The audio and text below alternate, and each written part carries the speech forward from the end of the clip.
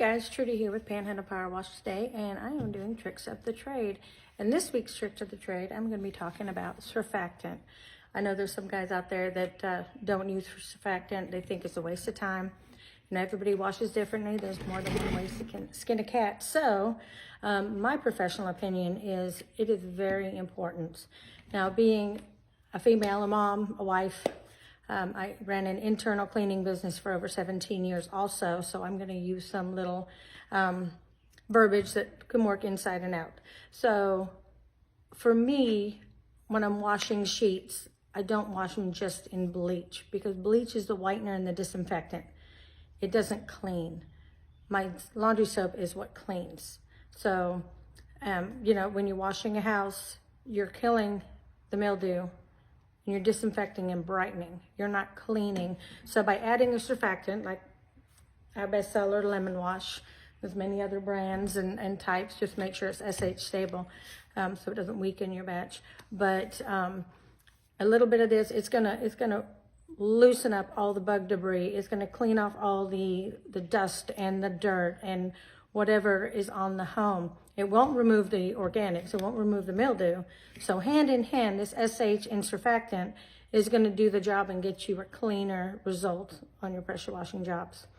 Also, there's a lot of talk about pre-treating concrete. I'm gonna use a household analogy again. If you have baked on egg on your plate, you're gonna soak it. You're gonna put it in a sink, you're gonna put soap on it, and you're gonna soak it, so it's gonna loosen all that up. Same with pre-treating. You know, concrete is going to be very porous. It's gonna have all that dirt and that grime and the organics all just soaking into all those pores. So when you pre-treat, that's gonna loosen it up. It's gonna get all the dirt and everything grime. You're gonna like soak it, so it just loosens all that up. So when you come and surface clean, it's gonna give you a better clean and better results for that. So whatever surfactant you are using, just make sure SH stable, because if it sits in your SH, it's going to weaken it if it's not. Even some that are SH stable only recommend leaving in it for weeks. We've had this one tested. We sent it to the manufacturer multiple times, and this is 1 ounce per 10 gallons. We have it in lemon, apple, and pine.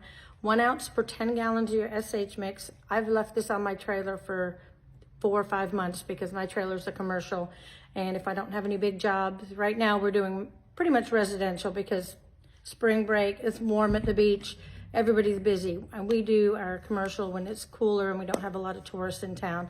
So during the summer months, my trailer pretty much just sits there because I'm not taking 2 9-gallon, you know, hot water diesel machines and a 16-foot trailer to wash a house. We have skids for that. So we've actually had it sit there for months. We go out and do a job, and the SH is just as strong as it was when we poured it. So anyway, that is my tricks. That is some information that I wanted to share with you. You may approve, I may agree, may not, but that's what's worked for me, and I've been washing over 16 years, so it helps me get the job done more efficiently. So anyway, you guys have a great rest of your week and great weekend, and stay humble and hustle hard, my friends.